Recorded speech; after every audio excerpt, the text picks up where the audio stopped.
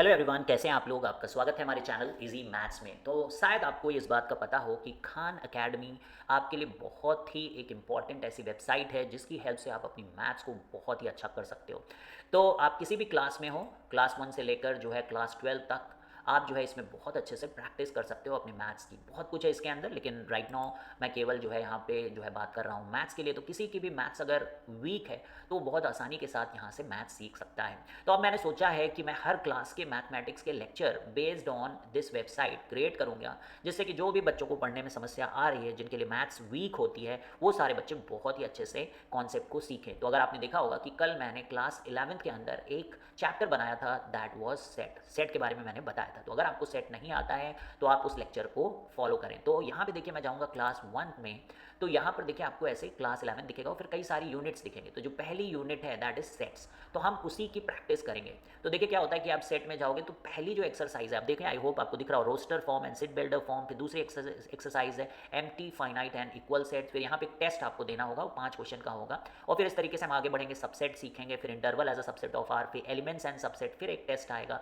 जो कि आपका चेक करेगा कि पीछे की 3 एक्सरसाइज आपने अच्छे से करी है कि नहीं। फिर ऑपरेशन ऑन सेट आएगा, यानी कि यूनियन ऑफ सेट्स, फिर इंटरसेक्शन ऑफ सेट, फिर डिफरेंस ऑफ सेट, फिर ऑपरेशन ऑन सेट्स का इंटरमीडिएट एक्सरसाइज, फिर कॉम्प्लीमेंट ऑफ सेट कैसे निकालते हैं, फिर उसकी इंटरमीडिएट एक्सरसाइज, फिर आपका एक 6 क्वेश्चन का क्विज होगा और फिर आपका एक यूनिट टेस्ट होगा 11 क्वेश्चन। सो फाइनली आपको इस प्रकार से मास्टर्ड सम में जब आप हो जाओगे तभी आप यूनिट 2 में जाओगे। तो इससे क्या होता है कि आपके जो कॉन्सेप्ट्स हैं आपको खुद समझ में आता है कि आपने उसे सीखा है कि नहीं सीखा है। तो इस प्रकार से कोई भी स्टूडेंट्स जिसे लगता है कि उसकी प्रिपरेशन मैथ में थोड़ा अच्छी नहीं हो, कॉन्सेप्ट्स को नहीं समझ रहा है, तो बेसिक कॉन्सेप्ट्स को आप इसे सीखें। उसके बाद फिर आप जो है जी की भी तैयारी कर सकते हैं, या फिर आप जो है बोर्ड्स के लिए भी, अगर क्लास 11 सिंपल क्लास 11 आप बोर्ड के हिसाब से पढ़ रहे हो तब भी, फिर उसके बाद आप जो है एनसीईआरटी करिए, जो है आरडी करिए, एग्जाम्पलर करिए, जो भी बुक करना है आप कर सकते हो, लेकिन यहाँ से आप सीख जाओगे। तो मैं आज आपको दिखाने जा रहा हूँ यूनिट 1 कि कैसे एक्सरसाइजेज आती हैं, कैसे ये दिखता है ये पूरा। तो देखिए यहाँ पे क्या आ रहा है, ready to practise, okay so us what you can do. तो यहाँ पे देखिए 4 क्वेश्चंस आ रहे हैं, तो हम लोग यहाँ पे क्लिक करेंगे लेट्स गो में। तो यहाँ पे देखिए इन्होंने एक सेट दिया है AEIOU, आपको दिख रहा होगा, और ये एक्सरसाइज बेस्ड है रोस्टर फॉर्म और सेट बिल्डर फॉर्म में। तो मैंने कल आपको बताया था कि किसी भी सेट को लिखने के 2 फॉर्म्स होते हैं, एक होता है रोस्टर फॉर्म और दूसरा होता है सेट बिल्डर फॉर्म। अब क्या होता है कि जो रोस्टर फॉर्म होता है उसमें हम लोग क्या करते हैं कि सारे लेटर्स यानी कि जो भी एलिमेंट्स होते हैं उनको हूबहू लिस्ट कर देते हैं, जैसे ए कर दिया, ई कर दिया, आई कर दिया, ओ कर दिया, यू कर दिया, तो ऐसे लिस्ट कर दिया। अब सेट बिल्डर फॉर्म में हमें प्रॉपर्टी लिखनी होती है। तो यहाँ पे ये क्वेश्चन पूछ रहा है कि जो रोस्टर फॉर्म में हमने सेट लिखा है आप इसे सेट बिल्डर फॉर्म में लिखिए। तो देखते हैं। तो अब अगर हम लोग यहाँ देखें, पहला कह रहा है x is a letter of the word atheist.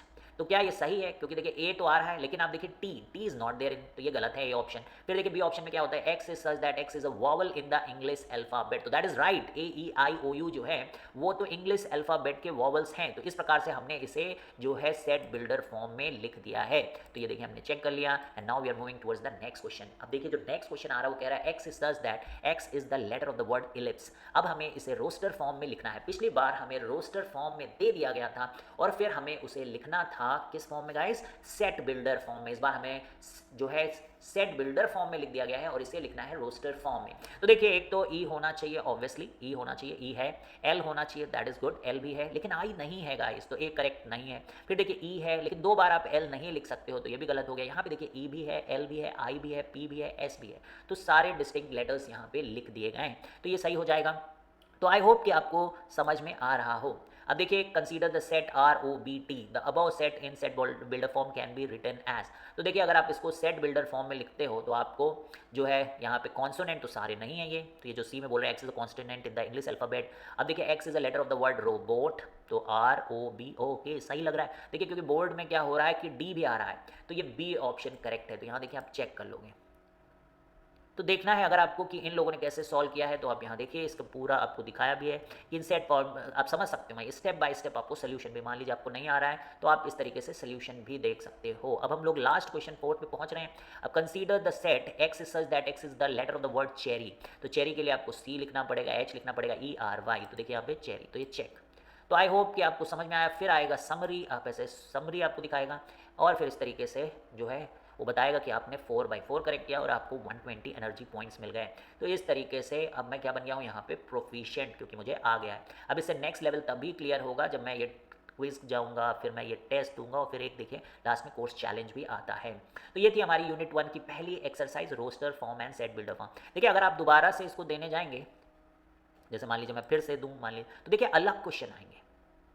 तो आप जितने चाहें क्वेश्चन आप जो है फिर जो है प्रैक्टिस कर सकते हैं। अभी तो मैं ये दूसरे में गया हूँ, इसी में अगर मैं जाऊँ, ये दूसरी एक्सरसाइज थी, तो मान लीजिए मैं पुरानी ही करना चाहता हूँ, तो देखिए अब आपको अलग क्वेश्चंस दिखने लगे। पिछली बार आपने सारे जो भी देखे थे उसमें आपको अल्फ़ाबेट से रिलेटेड क्वेश्चंस आ रहे थे। अभी देखिए consider the set -3, the above set in set builder form can be written as.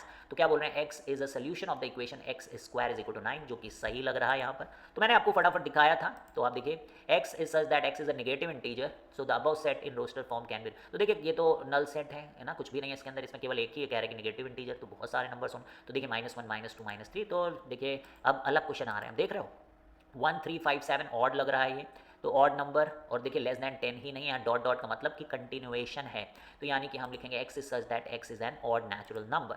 तो आई होप आप समझ रहे हो कि x is such that x is odd natural number, तो 1 3 5 7। तो इस तरीके से आपने देखा कि अलग क्वेश्चन आए इस बार, तो उसको अगर लगेगा कि लाइक आप प्रोफिशिएंट नहीं हुए हो, तो आप इसको वापस से फिर से एक्सरसाइज करिए, और भी प्रैक्टिस अगर आप करना चाहते हो। तो आई होप सो कि आपको समझ में आया होगा। अब हम लगातार जो है ऐसे छोटे छोटे वीडियोस बनाएंगे, जिससे कि आप जो है हमारे साथ सीखे चीज़ों को। तो जो भी बच्चे थोड़ा सा लाइक मैथ उनको नहीं मज़ा आ रहा है, तो इस गेम टाइप से अगर आप काम करोगे, तो आई होप आप मैथ को एंजॉय करने लगोगे और आपको बहुत मज़ा आएगा, and then obviously you are going to do wonders. तो चलिए बाय बाय।